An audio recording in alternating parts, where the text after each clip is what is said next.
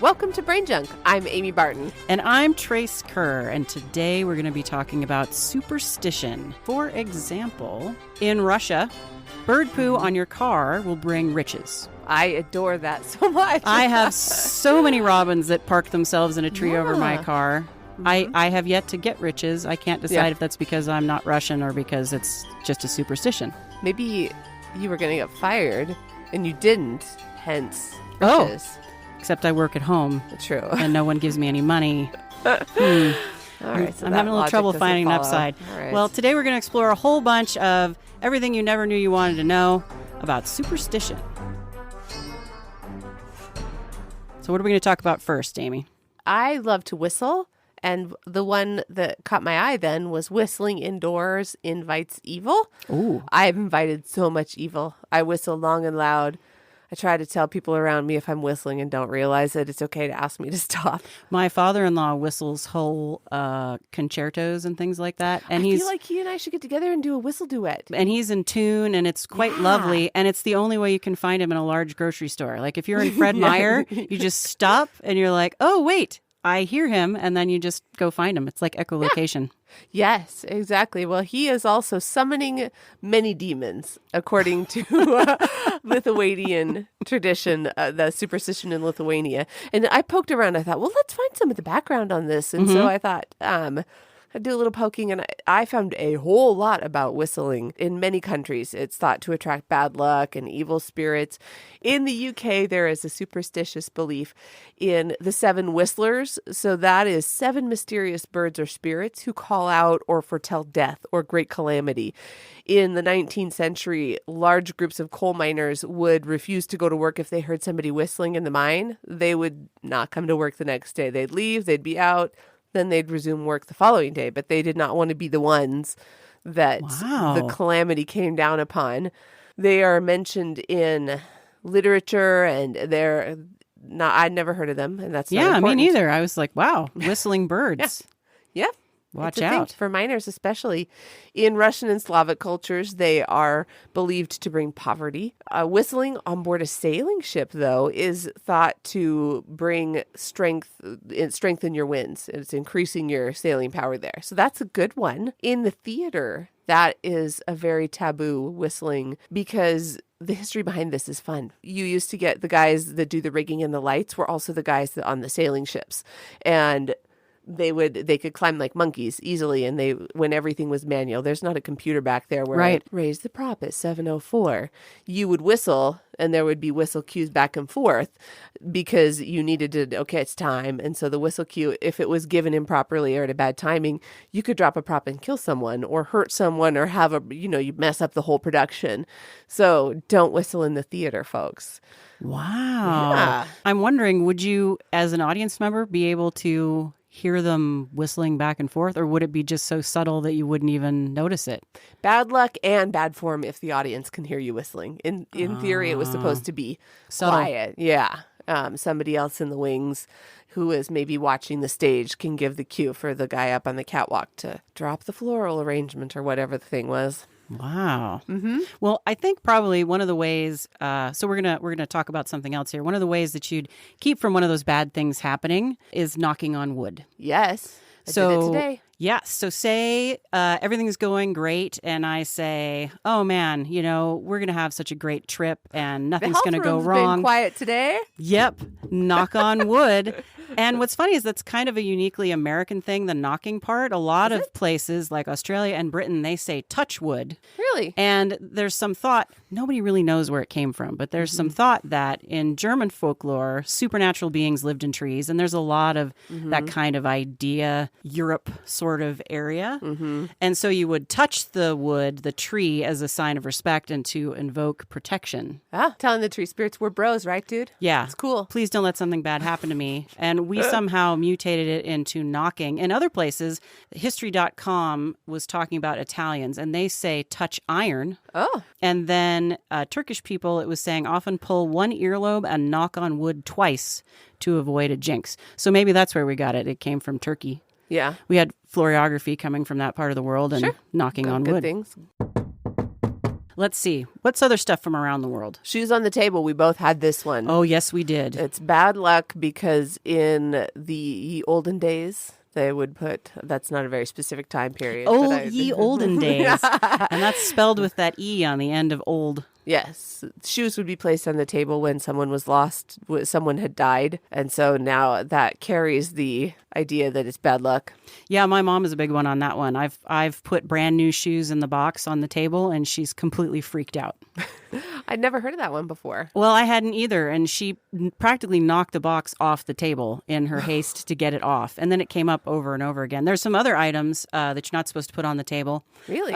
Umbrellas. Those are supposed to stay by the front door closed, right? Yes, and you don't open those inside. Oh, and the umbrella thing. Yeah. Complete left turn. The whole not opening it inside. Apparently, early umbrellas were really spring-loaded and made out of steel. And so if you open one of those suckers and you were too close to somebody, you could stab them with your umbrella.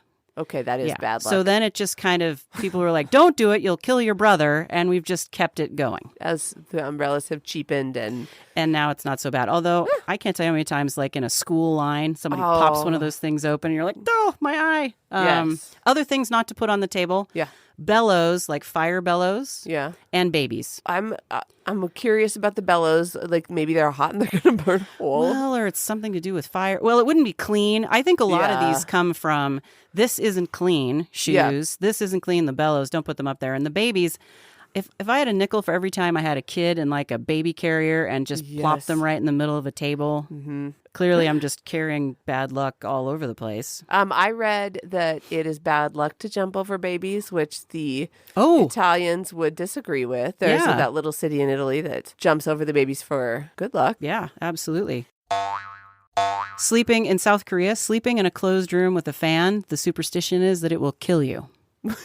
We had a fan running last night and the ceiling fan, and then Chris reaches over and turns on the air conditioner fan. We had 3 going last night. So I'm sorry, I'm killing the earth. And that's a lot of noise. It was. It's the air tunnel thing. It is the air tunnel I do have a cold. I am snoring a little bit more than usual. So he's trying to combat the sound. Really bad luck, though. Wow. Yeah, and the sleeping with the fan on, there was some thought that either one, you were going to asphyxiate and use up all your air, which they were like, no, or that you would get hypothermia and die because the fan is blowing directly on you. And there was a scientist who was like, no, that's not going to happen. You're okay. You're going to be fine. That's I would good leave. News. Yeah, I would leave. Well, I have to leave the doors open because we have cats, and if you close the doors, they stand outside and act like they're dying. So. Oh yeah. Ours don't. They stand inside. They'll just suddenly appear from under the bed. You were sure you were cat free. Oh yeah, and you're like, where did you come from? They're like, boop. Well, see, there we're back to that cat magic, man. Mm-hmm. I have a good luck one. Stepping in dog poop in France is not necessarily bad luck. If I got to get this correct. If your right foot steps in the dog poop, it's probably okay. It's considered good luck. If your left foot, it's bad luck. But that could be, somebody hypothesized it's that whole French laissez-faire attitude, like, whatever, let it be, stay out of it, it's not your deal. People leaving dog poop. I'm like, I think that's a little bit too far an extension of the laissez-faire attitude. Pick it up. Yeah, pick it up. Pick it up. Well, and if you're like Chaz, he is a magnet for dog poo. Oh, no. And does he have heavily Oh, yeah, treaded hiking shoes? boots, yeah. So he really gets it on in there. But he will walk out in the yard, go, there's a pile, and he'll look at all of us. Don't step in it, and then step in it. It's like he's just kind of put it, I don't know what happens. And he does it all the time. You'll hear him outside, and you'll be like, ah! And one of the kids is like, Dad stepped in the poop again. It'd be nice do you remember those old keyboard covers that were sort of keyboard shaped? Oh, yeah. If you had like shoes. Put those on his shoes. Galoshes. Yeah. But then, well, he has outside garden shoes, and he's constantly, he can only wear them outside because they're just foul. Again, don't put them on the table because you'll kill everyone in the house. You might. Yeah. Only the right shoe is good luck, though. That's okay. He can step in it with that foot. Okay. I'll just tell him to lead with his right foot. Yep. Sounds good. Mm-hmm. In Rwanda, women are supposed to avoid eating goat meat because it will cause the growth of facial hair. Oh, But here's the funny thing. I read an article by an expat in Rwanda who said that many Rwandan women, their joke that the superstition was made up by men so they wouldn't have to share their goat meat. oh, weaselly. It's no comment on men in Rwanda, not at all. In Egypt, opening scissors without cutting anything is super unlucky. Really? Because so many children would be dead because a really good pair of scissors has that really nice snicking sound. Yeah. It's good.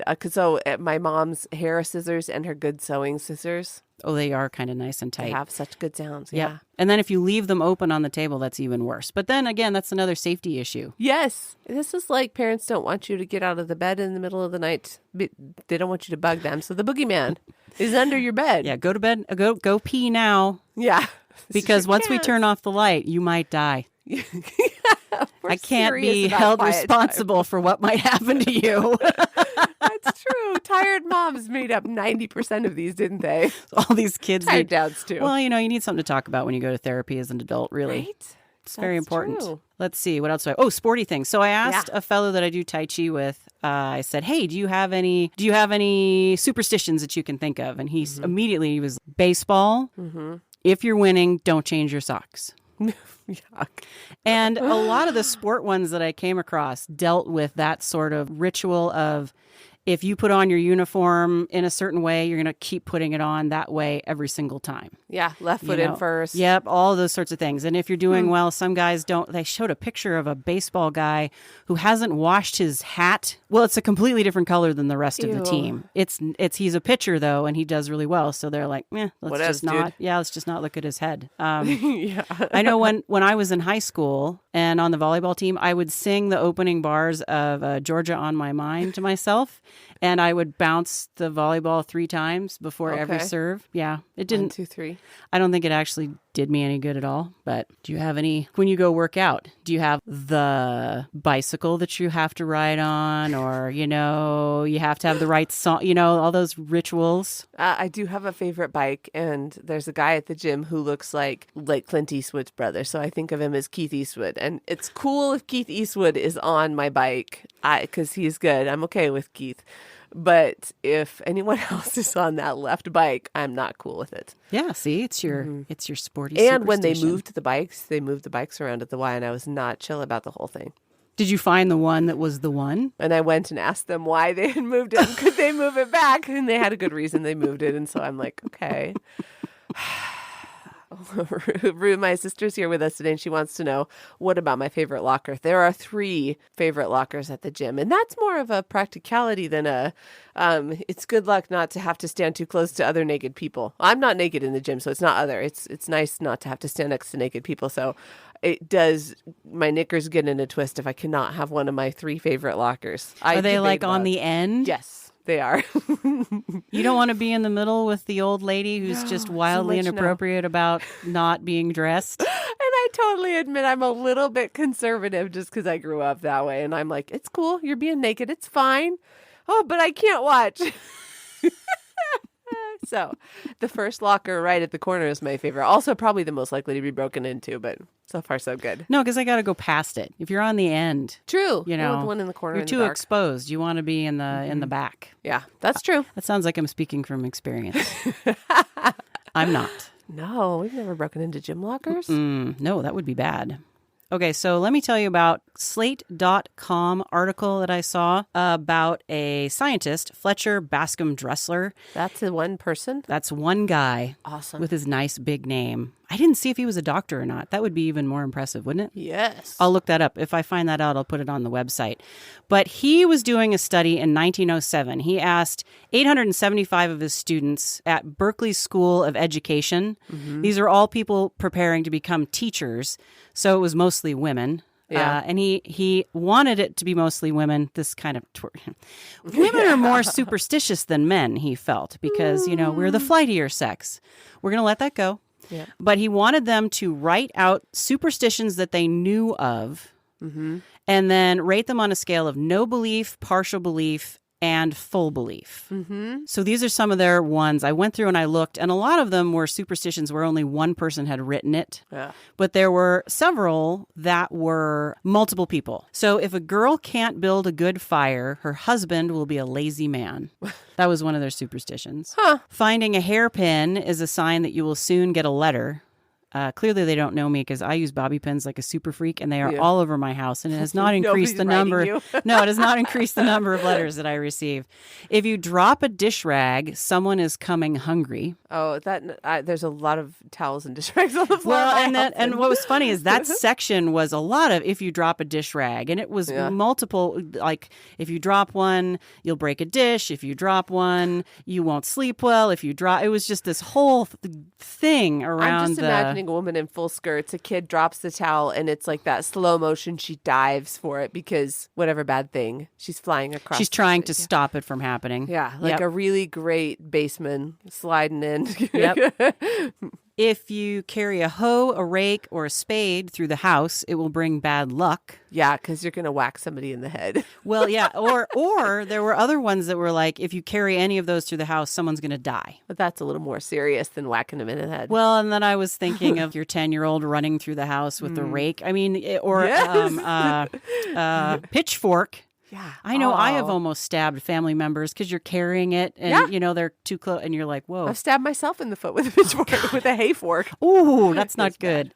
See, so maybe that's not it's not a practical one. And then this was, if you see a white horse and make a wish, your wish will come true. Wow. And then also, one of the biggest responses was, if you see a white horse, you will see a red-headed woman. What if if you see the white horse, but a black cat walks from left to right in front of you at the same time?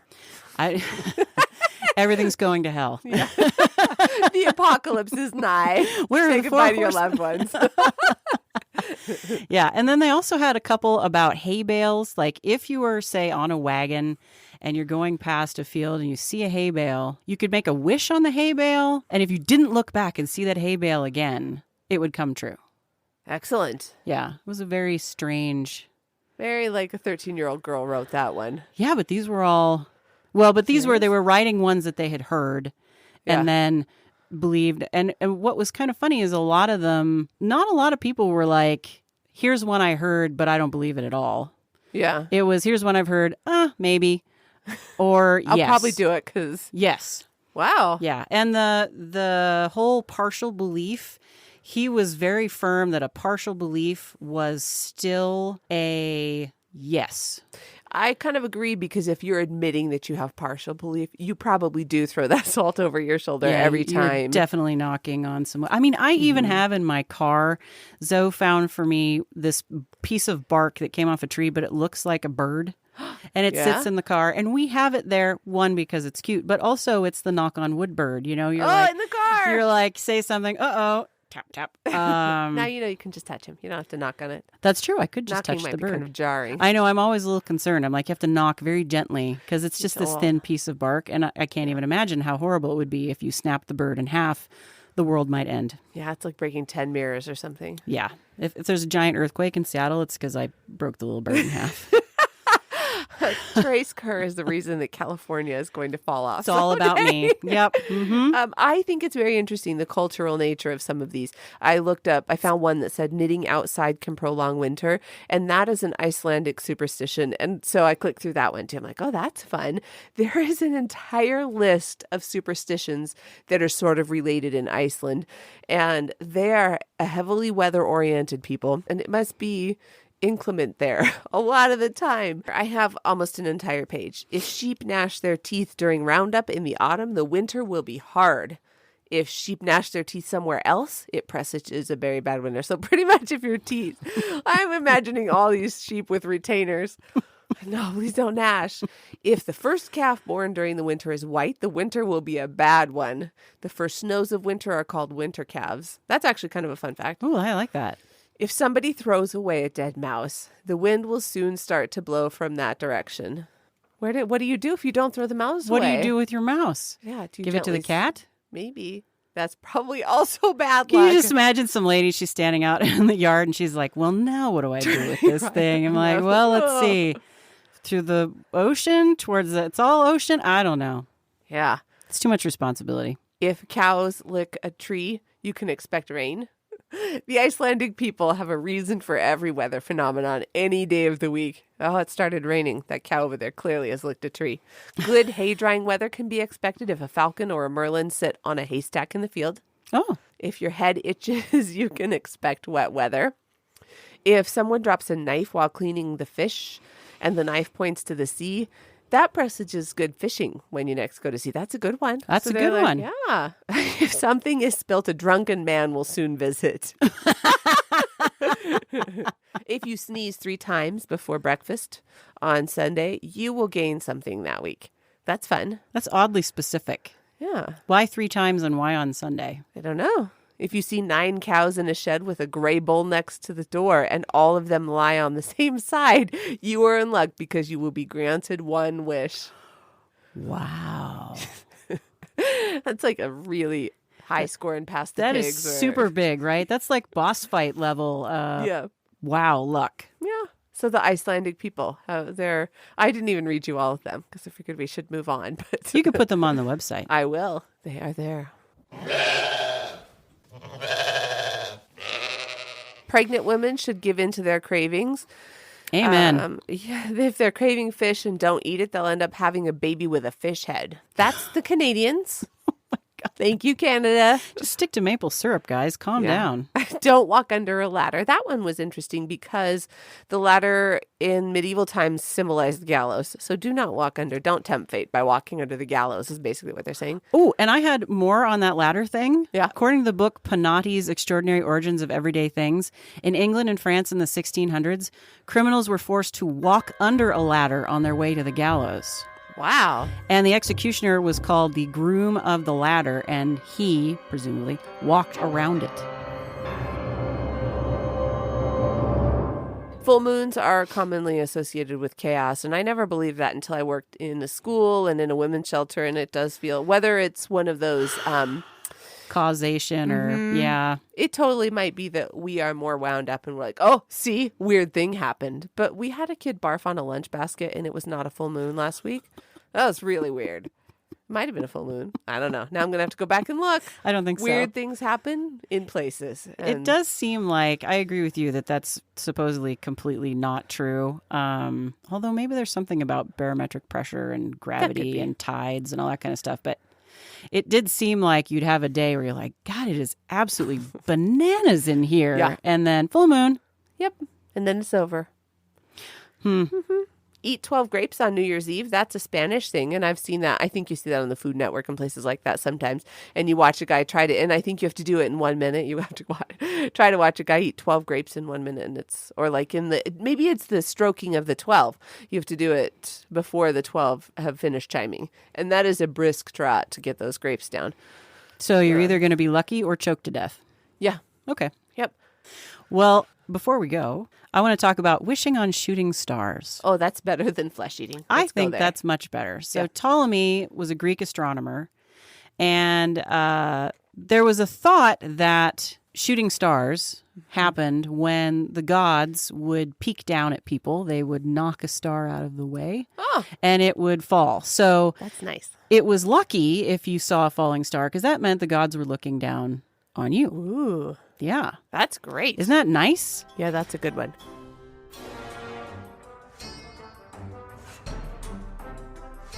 Well, whatever your superstition is, please come visit us at brainjunkpodcast.com. We'll have pictures and more notes for you. Unless our children step on a crack and break our backs. Oh, that would be bad. Yeah.